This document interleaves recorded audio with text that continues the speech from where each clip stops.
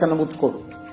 లంబాడి ఆయన లంబాడి భాష మాట్లాడతాడు, గుజరాతోడు గుజరాతీ మాట్లాడతాడు, పంజాబీ మాట్లాడతాడు, తమిళోడు తమిళ్లో మాట్లాడతాడు. చిన్నబుచ్చుకోడు, వాడు హ్యాపీగా ఫీల్ అవుతాడు. ఇంకాస్త అయితే గర్వంగా కూడా ఫీల్ అవుతాడు. ప్రపంచంలో ఒకే ఒక్క జాతి ఉంది తన మాతృభాష మాట్లాడటానికి సిగ్గుపడే జాతి.